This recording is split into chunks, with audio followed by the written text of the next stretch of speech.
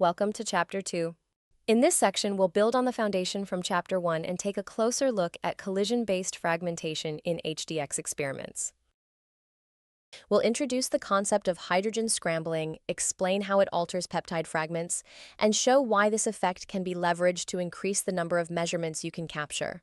By the end of this chapter, you'll understand how scrambling transforms potential limitations into opportunities for richer, more detailed insights into protein dynamics. If we want to explore using collision-based fragmentation or MS2 for HDX, we must be mindful of an effect that happens when a peptide is exposed to high energy, which is called hydrogen scrambling.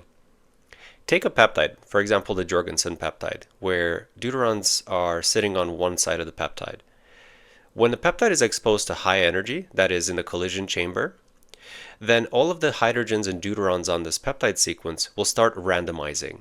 This effect is called scrambling. Basically, all of the hydrogens and deuterons will scramble evenly throughout the entire peptide population so that every single chunk of the peptide will contain a relative number of deuterons versus the original deuterons that were on the peptide sequence. So no longer will they contain location information, they will actually contain the deuteration relative to the peptide.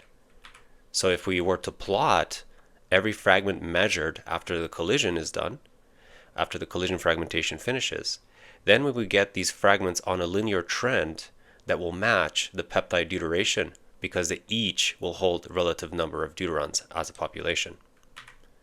So why is scrambling useful in MS2?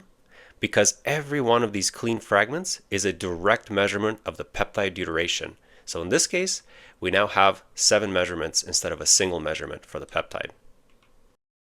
Up next in Chapter 3, we'll look at how data acquisition methods DDA and DIA approach fragmentation differently. We'll see their trade-offs and why DIA has become the preferred strategy for handling complex HDX datasets.